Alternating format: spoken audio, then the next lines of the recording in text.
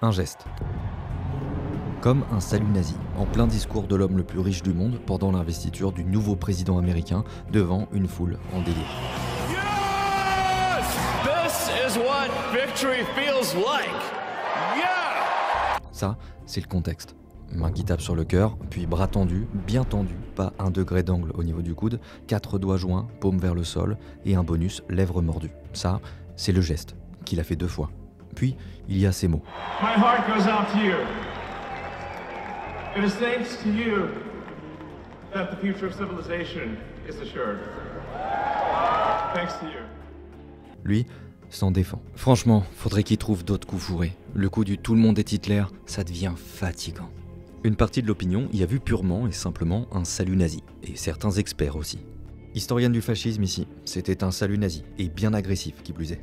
L'Anti-Defamation League, qui est une association de lutte contre l'antisémitisme, a défendu le milliardaire en décrivant un geste maladroit dans un moment d'enthousiasme, pas un salut nazi. Mais bien au-delà de son geste, Elon Musk est déjà une figure de l'extrême droite. Il est même une sorte de parrain de l'extrême droite mondiale. Début janvier, il a affiché son soutien au parti d'extrême droite allemand, l'AfD. Ce parti est reconnu comme étant une organisation d'extrême droite par les services de renseignement intérieur allemands et une partie de ses membres sont placés sous leur surveillance depuis 2021. Le chef de file du parti en Thuringe, Björn Höcke, a été condamné plusieurs fois pour incitation à la haine et pour avoir prononcé un slogan nazi, tout pour l'Allemagne. Alles für unsere Heimat, alles für Sachsen-Anhalt, alles für Deutschland. Musk a aussi mené une discussion avec la chef du parti, Alice Weidel. Et pendant celle-ci, on entend les deux discuter d'Adolf Hitler. When we talk about Hitler, they were socialists. Yeah, Adolf very much Hitler so. considered, yeah.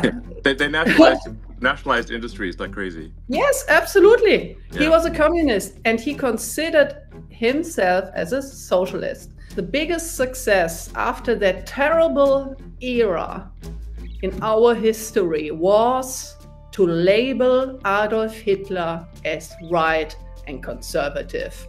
Et cette thèse, elle est populaire au sein de certaines sphères de l'extrême droite, mais elle est historiquement fausse.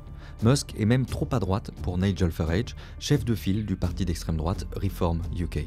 Les opinions des deux se sont télescopées au sujet d'un troisième homme, Tommy Robinson, dont Musk a réclamé la libération. Tommy Robinson, c'est le principal influenceur d'extrême droite au Royaume-Uni. Il est anti-immigration et anti-musulman et il purge actuellement une peine de 18 mois de prison. Allons encore ailleurs en Europe, en Italie. C'est un peu différent ici puisque son allié d'extrême droite, c'est directement la dirigeante du pays, la première ministre Giorgia Meloni. Le milliardaire américain lui avait même remis le prix du Global Citizen Award au Festival d'Atlantic Council, un centre de recherche américain.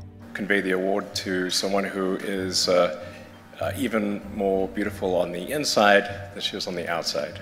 Giorgia Meloni is someone that I admire, that has done an incredible job as the Prime Minister of Italy. It's great. And she's also someone who is authentic, honest, truthful, and that can't always be said about politicians. Et tout ça, ce sont des alliances, des relations diplomatiques. Mais l'extrême droitisation de Musk réside aussi dans sa propre personne. En rachetant X et en faisant le temple de la liberté d'expression à tout prix, il a directement participé à la prolifération de discours de haine, d'idées homophobes, transphobes, racistes, islamophobes ou antisémites. En novembre 2023, la Maison-Blanche avait accusé Musk d'avoir fait une promotion abjecte de la haine antisémite raciste. Il avait qualifié sur X d'exacte vérité une publication affirmant que les personnes juives encourageaient la haine contre les blancs. Il s'était excusé en qualifiant son poste de pire et de plus stupide qu'il ait jamais fait.